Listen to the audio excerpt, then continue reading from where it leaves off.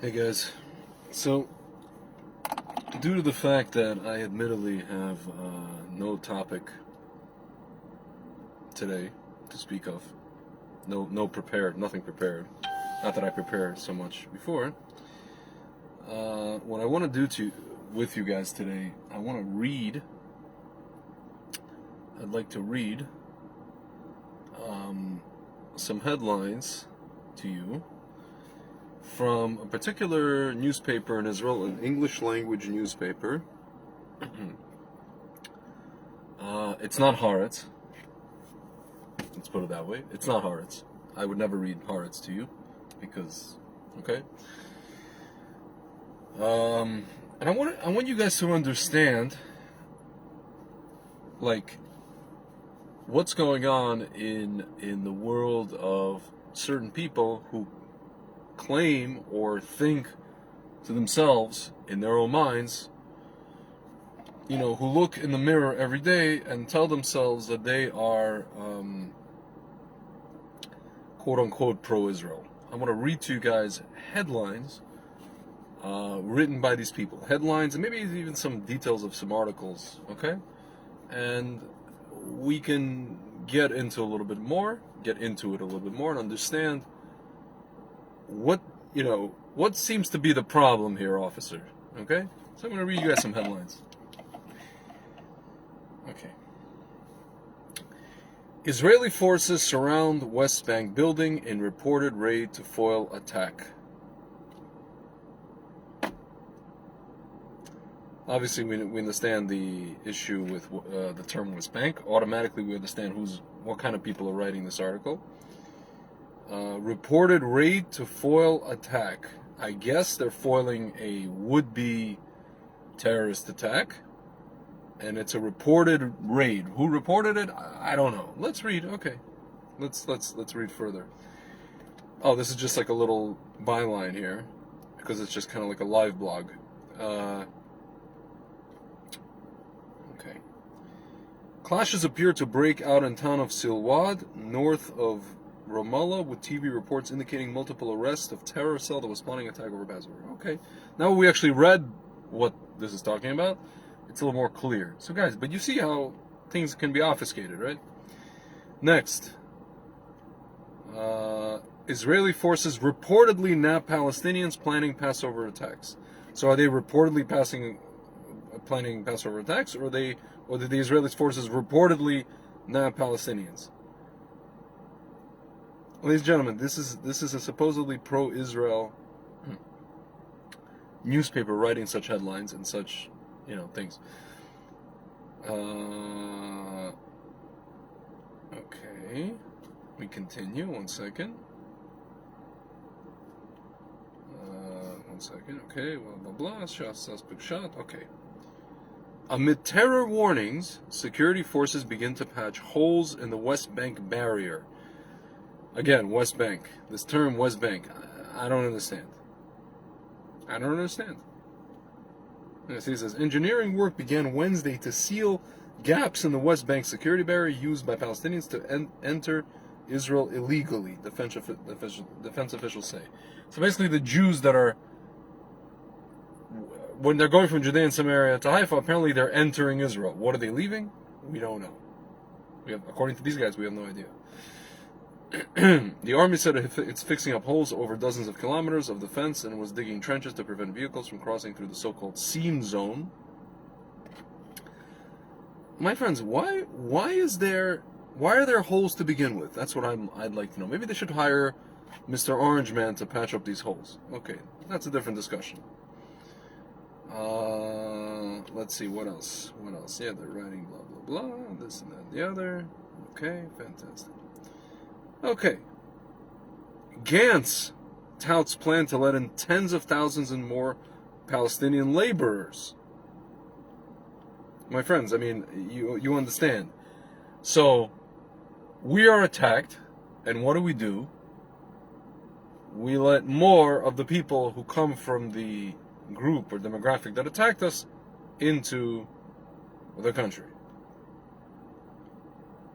Defense Minister Bennett said Tuesday that his office is working on plans to allow tens of thousands more Palestinian workers into Israel legally as Israel aims to seal up gaps in the West Bank security barrier. Gantz took parts of security barrier in the northern West Bank where Palestinian terrorists entered Israel, blah, blah, blah. Quote, alongside intelligence, offensive, and defensive operations, we are advancing solutions that will enable tens of thousands of additional workers to enter Israel in an orderly manner. You know, ladies and gentlemen, it seems like we don't have enough people to work in construction, enough Jews. You know, guys, I know so many Olim, Anglo-Olim, who will gladly build your house. They will gladly do it. And here you are, hiring Arabs, people who will, after they're done spackling whatever, will take a spackle or a knife that they have as one of their tools and do what they got to do. Because they got to do it. It's Ramadan, guys. They got to do it. It's halacha, right? It will improve security and improve both the Israeli economy and the Palestinian economy. We will continue to fight terrorism and take care of the economy. These guys don't seem to understand. They think that, not all these guys want to do this and that and the other. But here's the thing, guys. A friend of mine put it best. If you have a wedding, right? If you have a wedding or any event, right? And you invite 100 people or 1,000 people, but somebody told you got intelligence that only one of them wants to do something. 999 of them don't want to do anything. Or even 99 of them don't want to do anything, but only one of them wants to do something. Would you have this party? Would you invite the rest of the 99 people knowing that one of the 100 wants to do something? That's stupid, right? Guys, I mean, we don't even have weddings because of COVID, knowing that 100 people don't have COVID, maybe one of them has COVID. You have these venues that ask people for vaccines and this and tests and that.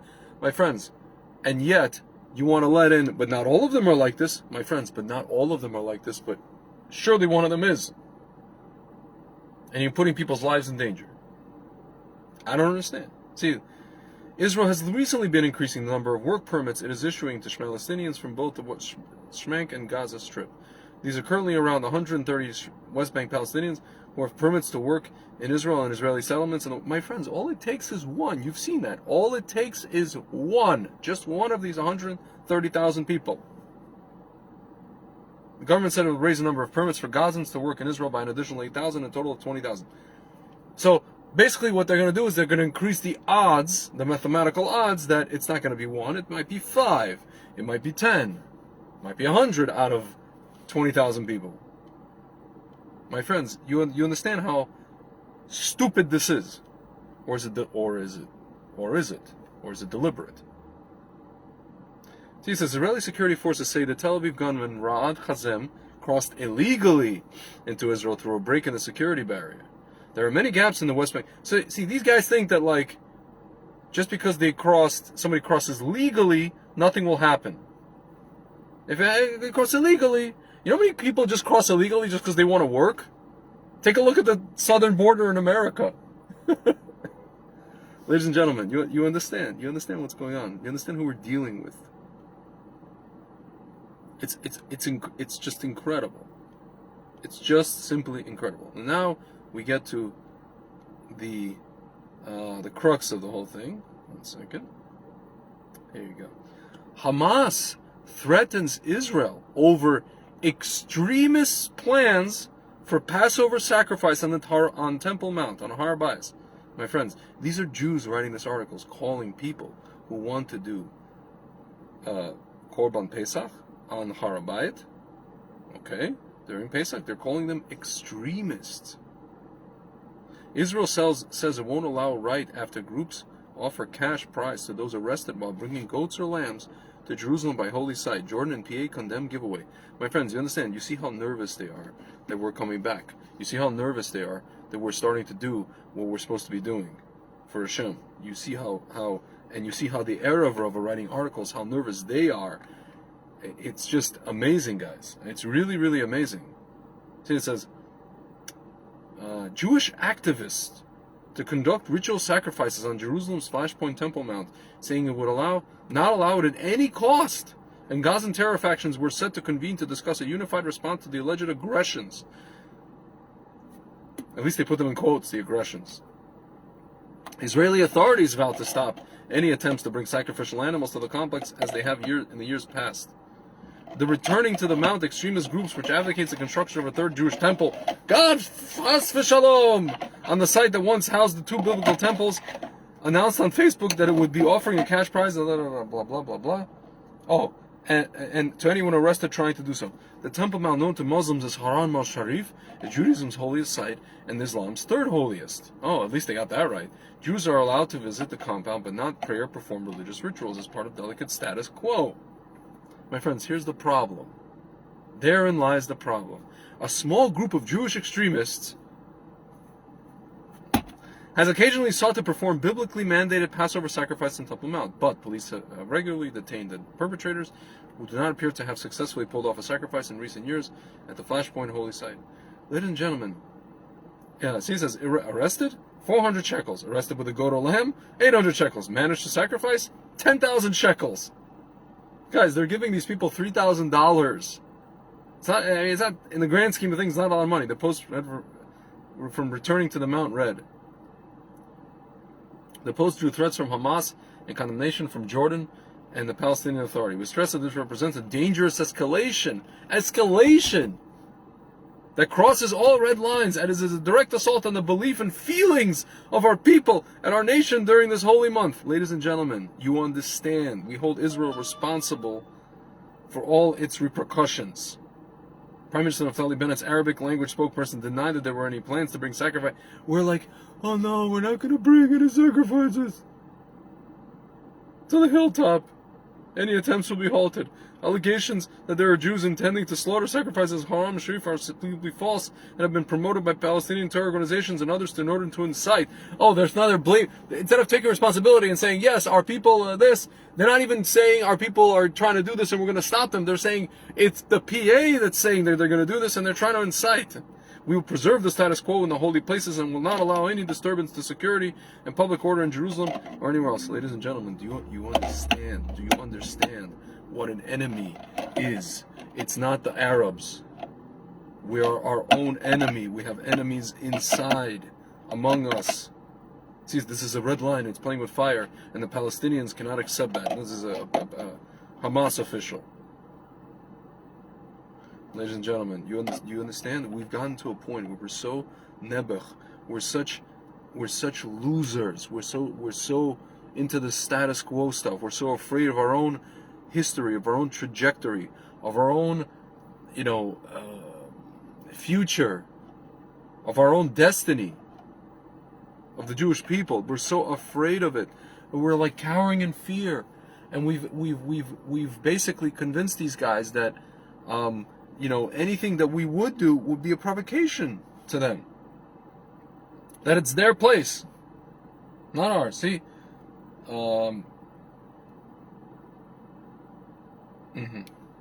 Police say attempts to sacrifice lambs on the Temple Mount occur every year as zealots challenge long-standing restrictions by attempting to perform.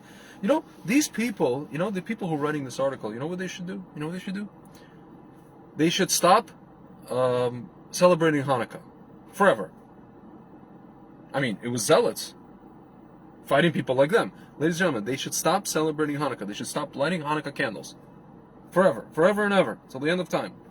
Police say attempts to sacrifice lambs on the Temple Mount occur every year as zealots challenge long-standing restrictions by attempting to perform sacrifices in the spot in Jerusalem's Old City where biblical temple once stood. The goal is to renew the Passover sacrifice. Yes, that's the ambition. Every year we try to sacrifice and get arrested. This year we put out this ad, and there's been a very impressive response. Raphael Morris, head of Returning to the Mount, told Channel 12 News on Wednesday. The Torah mandates the sacrifice of Paschal Lamb on the eve of Passover, which begins on Friday night. According to the Bible, the meat is to be eaten on the first night of the festival, together with the unleavened bread, matzah, and the bitter herbs. Jewish ritual sacrifices ended with the destruction of the Second Temple in 70 CE. Ladies and gentlemen, no matter what you think of halachically, there are some opinions we can't even go up there, this and that. That's not the point. That's actually not the point, my friends. The point is that we are cowering. We are cowering it's just incredible, guys.